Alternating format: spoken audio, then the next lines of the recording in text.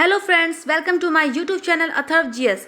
Friends, आज का जो ये वीडियो है ये वैदिक संस्कृति का पार्ट 2 है। इसके पहले मैं पार्ट 1 लेके आई थी। जिन्होंने मेरा वो पार्ट 1 नहीं देखा है वो प्लेलिस्ट में जाके सबसे पहले पार्ट 1 देखे, जिससे कि आपका वैदिक संस्कृति के प्रति सारा कॉन्सेप्ट क्लियर हो सके। तो चलिए फ्रेंड्स, शुरू करते हैं आज का ये वीडियो। पहले जो वीडियो मैं लाई थी पार्ट 1, उसमें मैं ऋग वैदिक काल की सामाजिक स्थिति, राजनीतिक स्थिति और उत्तर वैदिक काल की राजनीतिक स्थिति के बारे में जानकारियाँ मैंने दिया था।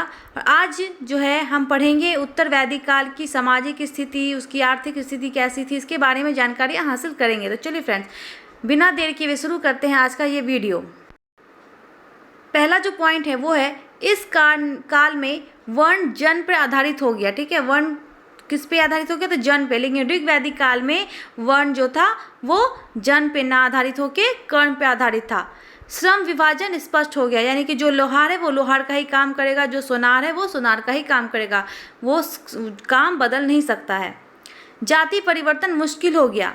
गोत्र प्रथा का उदय हुआ। गोत्र क्या होता है? जैसे कि सांडल्य, भारद्वाज, कश्यप, ये सारे गोत्र होते हैं। और क्वेश्चन पूछा जाएगा कि किस काल से गोत्र प्रथा का उदय हुआ? तो उत्तर वैदिक काल से गोत्र प्रथा का उदय हुआ। आश्रम व्यवस्था की स्थापना हुई। और आश्रम कितने प्रकार के थे? तो 4 प्रकार के। कौन कौन? पहला ब्रह्मचर्य आश्रम, दूसरा गृहस्थ आश्रम, तीसरा वानप्रस्थ आश्रम और चौथा संन्यास आश्रम। चलिए आगे बढ़ते हैं। प्रत्येक मनुष्य पर 4 प्रकार का ऋण माना गया है। कौन कौन सा ऋण माना गया है? तो 4 प्रकार का। मनुष्य ऋण, देव ऋण, पितृ ऋण और ऋषि ऋण, ये 4 प्रकार का ऋण माना गया है। जीवन का उस उद्देश्य उस समय क्या था? पुरुषार्थ की प्राप्ति था। और ये पुरुषार्थ कितने प्रकार के थे? तो 4 प्रकार के। कौन कौन? तो धर्म, अर्थ, काम, मोक्ष, ये सारे पुरुषार्थ है, इनकी प्राप्ति करना ही जीवन का उस समय उद्देश्य था। इस काल में शिल्पियों को शूद्रों के समान माना गया, यानी कि शिल्पियों और शूद्रों को निम्न स्तर का माना गया है। शूद्रों को यज्ञ से वंचित कर दिया गया। और इस काल में स्त्रियों और शूद्रों की स्थिति एक समान हो गई। लेकिन ऋग वैदिक काल में स्त्रियों की स्थिति काफ़ी अच्छी थी। चलिए आगे है हमारा जो नेक्स्ट पॉइंट है वो है पुत्रहीन पत्नी या स्त्री को वीरिविंती कहा जाता था। क्या कहा जाता था? तो वीरिविंती, यानी जिसको बेटा नहीं होता था उसे वीरिविंती कहा जाता था। इस काल की जो प्रमुख बीमारी थी वो क्या थी? तो मृगी। पूछा जाता है क्वेश्चन कि उत्तर वैदिक काल की जो प्रमुख बीमारी थी वो कौन सी थी? तो मृगी इसकी प्रमुख बीमारी थी इस काल की।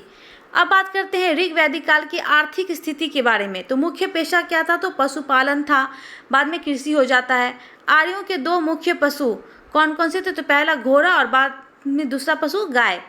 आर्यों का प्रिय पशु घोड़ा था, लेकिन गाय का भी विशेष महत्व था। और यहाँ मैंने नोट के तौर पे लिखा है कि वस्तु विनिमय जो प्रणाली होती थी उसके द्वारा मुद्रा के रूप में क्या प्रचलित थी? तो गाय प्रचलित थी। जंगल जलाने के लिए आग का प्रयोग करते थे। भूमि पर सामुदायिक अधिकार का सिद्धांत प्रचलित था, यानी कि जैसे लोग कबीले में रहते थे तो वो उनका भूमि पे अधिकार होता था, सामुदायिक अधिकार था। ऋण लेने देने की प्रथा थी, यानी कर्ज उस टाइम में लेते भी थे और देते भी थे। ऋण ना चुकाने पर गुलाम बनना पड़ता था, दास बनना पड़ता था। चलिए आगे बढ़ते हैं। आगे देखते हैं उत्तर वैदिक काल की आर्थिक स्थिति कैसी थी। तो उत्तर वैदिक काल की आर्थिक स्थिति में जो मुख्य पेशा था उस टाइम में क्या था? तो कृषि था। हल बैल से खेती प्रारंभ हुई थी। फसलों में गेहूं और चावल को व्रीहि कहते थे। ठीक है, और हम लोग ऋग वैदिक काल में पढ़ चुके हैं कि जौ को क्या बोला जाता था? तो यव्य के नाम से संबोधित किया जाता था। और यहाँ पे चावल को व्रीहि कहा जाता था। तो और छिटाई विधि से उगाया जाने लगा था। ठीक है, भूमि पर परिवार स्वामित्व शुरू हो गया था।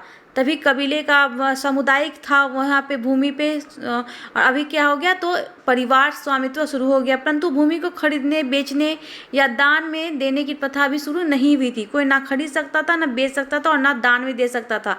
इस काल में के अंत में नगरीकरण की प्रक्रिया आरंभ हो गई। और यहाँ पे मैंने नोट के तौर पर लिखा है सिंधु सभ्यता के बाद जो पहली बार पक्की ईंटों का, ठीक है, पहली बार पक्की ईंटों का प्रयोग कौशाम्बी में हुआ, जिसे निक्षु या नाम है निक्षु ने बसाया था। आगे चलते हैं कि ऋग वैदिक काल की धार्मिक स्थिति कैसी थी। ऋग्वैदिक काल की धार्मिक स्थिति। आर्य प्रारंभ में बहुदेववादी थे, यानी कि बहुत सारे देवता का पूजा करते थे। 10वें मंडल से एकेश्वरवाद की शुरुआत हुई। किस मंडल से? तो 10वें मंडल से। ऋग्वेद में अमरता का उल्लेख है, लेकिन मोक्ष का उल्लेख नहीं है। इनके देवता प्रायः पुल्लिंग थे, यानी कि देवियों की पूजा ना होती थी बल्कि देवताओं की पूजा होती थी। देवताओं की उपासना का मुख्य कारण क्या था? वो लोग देवताओं की पूजा क्यों करते थे? तो पशुधन के लिए, अन्न के लिए, संतान के लिए, अच्छे स्वास्थ्य के लिए, ये लोग अच्छे स्वास्थ्य की कामना के लिए लोग देवताओं का पूजन करते थे। पशुओं की बलि चढ़ाने से पहले उन्हें एक स्तंभ में बांधते थे और उस स्तंभ को क्या कहते थे? तो युग के नाम से वो युग कहलाता था। संपूर्ण यज्ञ की देखभाल करने वाला को ऋणविद कहलाता था। वरुण को ऋतस्य गोपा कहा जाता था। ठीक है, ऋतस्य गोपा वरुण को कहा जाता था। ऋग्वैदिक काल में देवताओं की कितनी संख्या थी? 33। से भी क्वेश्चन पूछा जाता है कि ऋग्वैदिक काल में देवताओं की संख्या कितनी थी? तो 33। देवताओं को 3 भागों में बांटा गया है। ठीक है, तो कौन कौन भाग है वो? पहला है सूर्य या आकाश का देवता, दूसरा वायुमंडलीय देवता और तीसरा जो है वो पृथ्वी का देवता। ये 3 भाग है। ठीक है, इसमें देवताओं को बांटा गया है। और सूर्य और जो आकाश का देवता है उसके अंतर्गत कौन कौन आते थे? ध्रुव, सूर्य, वरुण, अदिति, सावित्री, उषा इत्यादि जो है इसके अंतर्गत आते हैं। ध्रुव, सूर्य के पिता को यहाँ पे ध्रुव कहा जाता था। वायुमंडलीय देवता, उसके अंतर्गत कौन कौन से देवता आते थे? तो इंद्र, रुद्र, वायु, मरुत, ये सब वायुमंडलीय देवता के अंतर्गत आते थे। पृथ्वी के देवता के अंतर्गत कौन कौन से देवता आते थे?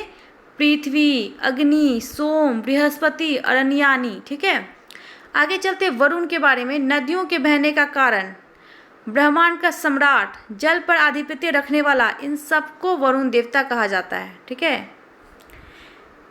अब इंद्र के बारे में। वर्षा, आंधी, तूफान का देवता इन्हें कहा जाता था। युद्ध का देवता इंद्र को कहा जाता था। पुरंदर, किले को तोड़ने वाला, जिसके पुरंदर का मतलब होता है किले को तोड़ने वाला, यानी कि इंद्र को पुरंदर के नाम से भी जाना जाता था। सतकृत के नाम से, यानी सतकृत का अर्थ होता है 100 शक्तियों का स्वामी। ठीक है, आगे चलते हैं। रुद्र का क्या अर्थ होता है? तो अत्यंत क्रोधी देवता। पूषण, यानी कि पशुओं के देवता को पूषण कहा जाता था। इसके रथ को बकरे से खींचता दिखाया गया है ऋग्वैदिक काल में। प्रजन्य, प्रजन्य कौन थे? तो बादलों के देवता को प्रजन्य कहा जाता था। ऋग्वेद की प्रसिद्ध जो अप्सरा थी उस समय, उसका नाम क्या था? तो उर्वशी था। ऋग्वैदिक काल में सबसे प्रमुख देवता था इन सब में से वो थे इंद्र। इसके लिए 250 मंत्रों की रचना व उल्लेख किया गया। ठीक है, इंद्र के लिए कितने मंत्रों का उल्लेख किया गया है? तो 250 मंत्रों की रचना का यह उल्लेख किया गया है। उसके बाद जो है वो अग्नि का दूसरा स्थान है, इसका 200 बार उल्लेख मिला है। इंद्र के बाद अग्नि का दूसरा स्थान है। ठीक है, चलिए आगे बात करते हैं कि उत्तर वैदिक काल की धार्मिक स्थिति कैसी थी। ये थी ऋग्वैदिक काल की। अब हम पढ़ेंगे कि उत्तर वैदिक काल की धार्मिक स्थिति कैसी थी। उत्तर वैदिक काल की धार्मिक स्थिति, इंद्र एवं अग्नि का महत्व कम हो गया, प्रजापति का महत्व बढ़ गया। देखिए अब क्या हो गया कि उस काल में इंद्र और अग्नि का ज़्यादा महत्व था, लेकिन अब इंद्र और अग्नि का महत्व घट के प्रजापति का महत्व बढ़ गया। इसे यज्ञों का स्वामी कहा गया था। प्रजापति को यज्ञों का स्वामी कहा गया है। रुद्र की साम्यता शिव या महादेव के रूप में हुआ। रुद्र किसको कहते थे? तो शिव या महादेव को रुद्र कहा जाता है। विष्णु को सृष्टि का पालनहार एवं संरक्षक माना गया है। इसी समय विष्णु के 3 पगों की कल्पना की गई है। विष्णु के कितने पग की? तो 3 पगों की कल्पना की गई है। 3 प्रमुख यज्ञ जो उस टाइम में थे, उत्तर वैदिक काल में किए जाते थे, वो कौन कौन से थे? तो वाजपेयी यज्ञ, राजसूय यज्ञ और अश्वमेध यज्ञ। ये तीनों जो थे उस टाइम में जो यज्ञ थे वो बहुत ही प्रमुख यज्ञ थे। और नीचे नोट के तौर पे ऋग्वेद में सबसे अधिक सोम यज्ञ का उल्लेख है ऋग्वेद में। ठीक है, आगे बढ़ते हैं।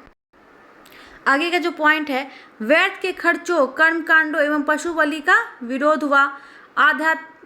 आध्यात्म ज्ञान पर बल दिया जाने लगा। मुंडोपनिषद में यज्ञ की तुलना किससे की गई है? उपनिषद जो है उपनिषद में यज्ञ की तुलना फूटी नाव से की गई है। ये बहुत इंपॉर्टेंट क्वेश्चन पूछा जाता है। बौद्धिक चिंतनों के कारण षट दर्शन का बीजारोपण हुआ। ठीक है, षट दर्शन का बीजारोपण किसके कारण हुआ? तो बौद्धिक चिंतनों के कारण। ये भी इंपॉर्टेंट पॉइंट है, ये बीपीएससी एग्जाम में पूछा भी गया क्वेश्चन है। अब यहाँ पे कुछ षट दर्शन है और किसके प्रतिपादक कौन है? तो यहाँ पे है पहला है सांख्य दर्शन के प्रतिपादक कौन है, तो महर्षि कपिल। योग दर्शन के तो महर्षि पतंजलि। न्याय दर्शन के महर्षि गौतम। वैशेषिक दर्शन के तो महर्षि कणाद। मीमांसा दर्शन के तो महर्षि जैमिनी। वेदांत दर्शन के महर्षि बादरायण। इसी काल में पूर्वजों की पूजा का प्रचलन शुरू हुआ। ठीक है, इसी काल में यानी कि उत्तर वैदिक काल में ही पूर्वजों की पूजा का प्रचलन शुरू हुआ। अब बात करते हैं वैदिक साहित्य के बारे में। वैदिक साहित्य, तो वेद का अर्थ क्या होता है, तो ज्ञान होता है। वेद व्यास का अर्थ संपादक। वेद का अंतिम प्रामाणिक संकलन वेद व्यास ने किया। और वेद कितने प्रकार के, 4 प्रकार के। फ्रेंड्स, मैंने जो एक वीडियो बनाया था हिस्ट्री, प्राचीन इतिहास का जो इंट्रोडक्टरी वीडियो था, उसमें मैंने ये सब सारे आपको बहुत अच्छे से मिलेंगे, तो आप एक बार वो वीडियो भी देख ले, जिससे कि आपको सारा चीज़ आपका अच्छे से क्लियर हो सके। और बहुत सारी चीज़ इसमें मैंने बार बार इसमें भी लिख दिया है, और कुछ ऐसा चीज़ नहीं भी लिखा है, तो आप दोनों वीडियो को मिला के पढ़े, जिससे कि आपका सारा कॉन्सेप्ट क्लियर हो सके। चलिए, वेद मैंने बार बार बताया है कि वेद कितने प्रकार के हैं, तो 4 प्रकार के, ऋग्वेद, सामवेद, यजुर्वेद और अथर्ववेद। अब बात करते हैं ऋग्वेद के बारे में, तो 10 में कितने हैं, तो 10 मंडल है, 1028 सूक्त हैं, 1017 साधारण सूक्त हैं, 11 बालखेलीय सूक्त हैं। सर्वप्रथम रचना किस में मिलती है, तो 7वें मंडल में इसकी रचना मिलती है। दूसरे से 7वें मंडल के बीच में इसकी रचना सर्वप्रथम रचना मिलती है। ऋग्वेद के उच्चारणकर्ता को क्या कहा जाता है, तो होता या होत्री कहा जाता है। इसका मंत्र होता है मंत्रोच्चारण करने वाला, होता होत्री का मतलब होता है। मंत्रों की संख्या कितनी है, तो इसकी मंत्रों की संख्या है आप 10,580। शब्दों की संख्या कितनी है, तो शब्दों की संख्या है आपकी इसमें 1,53,972। चलिए फ्रेंड्स, आगे चलते हैं, हम लोग बात करते हैं दूसरे वेद की, यानी कि सामवेद के बारे में। साम का अर्थ क्या होता है, संगीत, गान। ठीक है, सामवेद के प्रमुख देवता सविता, जिसे कि सूर्य कहा जाता है। और नोट के तौर पे है, इस वेद को भारतीय संगीत विद्या का पिता कहा जाता है। तो ये क्वेश्चन पूछा जाता है कि भारतीय संगीत विद्या का पिता किसे कहा जाता है, किस वेद को, तो सामवेद को कहा जाता है। और इसके उच्चारणकर्ता को उद्गाता कहा जाता है। तीसरा वेद है यजुर्वेद, और यह वेद गद्य और पद्य दोनों में है। यह वेद यज्ञ मंत्रों, यज्ञई विधियों आदि से संबंधित है। प्रजापति का मुख्य रूप से वर्णन जो है यजुर्वेद में ही है। यजुर्वेद के 2 भाग हैं, कृष्ण यजुर्वेद और शुक्ल यजुर्वेद। ठीक है, अब बात करते हैं हम लोग अथर्ववेद। तो यह लौकिक विषयों से संबंधित है। इसमें तंत्र, मंत्र, जादू टोना, शाप, वशीकरण, प्रेम, विश्वास आदि का वर्णन है। फ्रेंड्स, ये क्वेश्चन भी पूछा गया है कि किस वेद में तंत्र, मंत्र, जादू टोना का वर्णन मिलता है, तो इसका आंसर होगा अथर्ववेद में। अथर्ववेद में नाग पूजा और लौह अयस्क का भी उल्लेख है। ये भी इंपॉर्टेंट लाइन है आपका। ठीक है, नाग पूजा और लौह अयस्क का। अथर्ववेद को ब्रह्म वेद भी कहते हैं। अथर्ववेद को क्या कहते हैं, तो ब्रह्मवेद के नाम से भी जाना जाता है। ये अथर्ववेद में तांबा को अयस और लोहा को कृष्ण अयस, ये भी इंपॉर्टेंट लाइन है। इसमें मगध वासियों को व्रात्य यानी पतित कहा गया है। अब है चारों वेद के जो है ये इसके कुछ उपवेद भी हैं। ऋग्वेद के उपवेद क्या है, तो आयुर्वेद, सामवेद के गंधर्व वेद, यजुर्वेद के धनुर्वेद और अथर्ववेद के शिल्पवेद। आगे का पॉइंट है आरण्यक ग्रंथ, वनों में ग्रंथों की रचना के कारण। ठीक है, इस ग्रंथ में ज्ञान और चिंतन पर जोर दिया गया है। अब मैंने जो पहला जो वीडियो बनाया है, मैं बार बार कह रही हूँ, सारे चीज़ के बारे में मैंने उसमें भी चर्चा की, तो आप वो वीडियो भी ज़रूर देखें। ठीक है, ये आरण्यक ग्रंथ, ये सब सारा उसमें भी आपको मिलेगा। आगे चल, यह नोट है, वर्तमान में 7 आरण्यक ग्रंथ हैं। सामवेद और अथर्ववेद का कोई आरण्यक ग्रंथ नहीं है। ठीक है, यानी कि ये जो दोनों है, ये इसका कोई आरण्यक ग्रंथ नहीं है। ब्राह्मण ग्रंथ क्या है, इसके जो पॉइंट है ये हैं, यज्ञ विषयों के प्रतिपादक ग्रंथ ब्राह्मण ग्रंथ कहलाएं। इसमें बिंबिसार से पूर्व की घटना की जानकारी मिलती है। ऐतरेय ब्राह्मण में राजसूय यज्ञ, ठीक है, देवासुर संग्राम और राजा के लिए विश्वमाता शब्द के प्रयोग की जानकारी मिलती है। शतपथ ब्राह्मण से पूर्ण जन्म का विचार और जनक द्वारा हल चलाने का उल्लेख मिलता है। ये भी क्वेश्चन पूछा जाता है। अब बात करते हैं उपनिषद की। देखिए फ्रेंड्स, उपनिषद को मैंने यहाँ पे तोड़ के इसका अर्थ समझाने का प्रयास किया है। तो उप का क्या अर्थ होता है, तो समीप, नी का निष्ठापूर्वक, और शत का बैठना, यानी समीप निष्ठापूर्वक बैठना, इसका उपनिषद का शाब्दिक अर्थ है। यहाँ पे नोट के तौर पे मैंने लिखा है, उपनिषदों में आध्यात्मिक विद्या पर जोर दिया गया है। आगे चलते, आगे का जो पॉइंट है उसमें है उपनिषदों की संख्या कितनी है, तो 108 है। भारत का राष्ट्रीय आदर्श वाक्य, भारत का जो राष्ट्रीय आदर्श वाक्य है वो है सत्यमेव जयते, और इस किस उपनिषद में है, तो मुंडोपनिषद में है। उपनिषदों को वेदांत भी कहते हैं। उपनिषद में 6 वेदांगों का वर्णन है। स्मृतियों में धर्मशास्त्र यानी कल्प सूत्र के एक भाग धर्म सूत्र से स्मृति ग्रंथों का विकास हुआ, इसे ही धर्मशास्त्र कहा गया है। स्मृतियों में सबसे प्राचीन जो स्मृति है वो कौन है, तो मनुस्मृति है।